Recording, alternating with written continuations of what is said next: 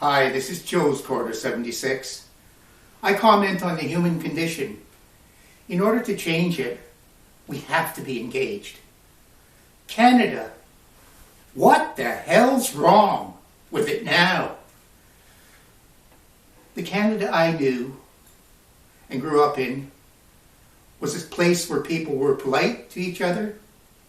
They tolerated the opinions of each other. They had a respect for each person's position. In other words, they let the fellow be as long as they didn't hurt anyone.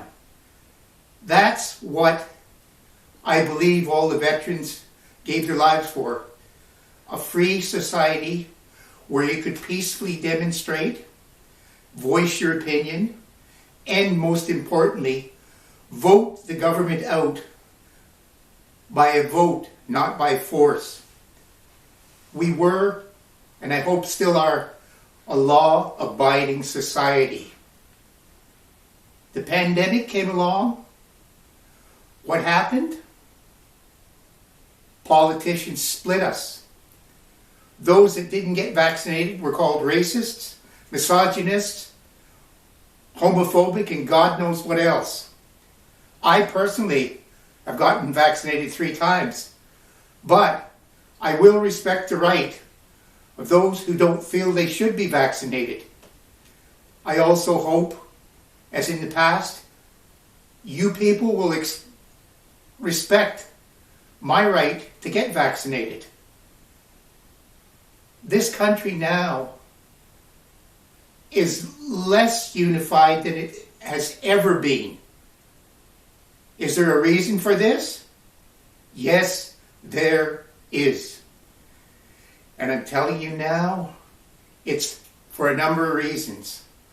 One, we are governed by a majority of the minority. 66% of the people only vote. So therefore, when the Liberals got 32.6% of the vote, which was less than the Conservatives, but they focused on key ridings, they formed the minority government for the second time in a row. How did they do it? By divisiveness. By appealing to only their followers, and they're superb at getting them out, and ignoring everyone else. What's happened to Canada? It seems to have turned into a polarized society. It seems to have turned into a society of them and us. We have a government that can only govern by division, by pitting one region against the other, one class against the other, and calling all of us different names. They had the gall to call people Nazis, whether they're Jewish, whether this, whether that. They had the gall to say that there were racist people out to overthrow the government and God knows what.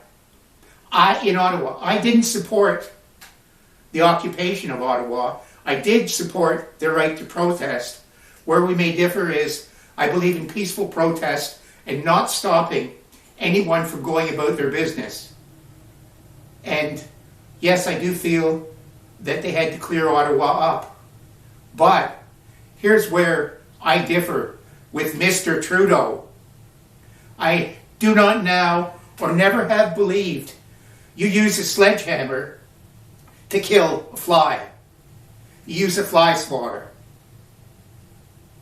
Each of you, my fellow Canadians, must realize that the Emergency Measures Act was an overreaction.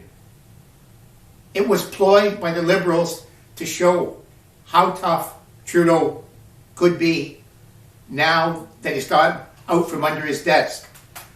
He is appealing to his followers, and I'm telling you, if you look at the polls, because of the occupation of Ottawa, a lot of Canadians, a lot of them have said, you got to do whatever it takes to get them out. And he's using this now. He's freezing bank accounts. Who knows what's coming next? And when you look at how he's used the word Measures Act, you have to ask yourself, what about when the railways were blockaded? He did Dickie Boo. What about the pipelines attacks in BC? What about the 16-year occupation in Caledonia and Ontario? What has he done about it? He can only maintain power through division. Never think he's stupid. He's using this divide and conquer theory. And you know what? You people seem to be falling for it. I'm asking you to stop now. Don't go on Facebook and internet, Twitter, and God knows what, and come up with all kinds of conspiracy theories. I tell you right now, Mr. Trudeau has done enough that we don't need conspiracy theories. He's unethical. He lies. He'll do anything to maintain power. And if you do not stop, think about what you need to do. And what you need to do is vote him out. Don't let him split the country. Don't let him turn us green. Don't let him leave us with no energy. In other words, no energy security. Don't let him keep up his alliances with China. Don't let him keep up with his reset policies.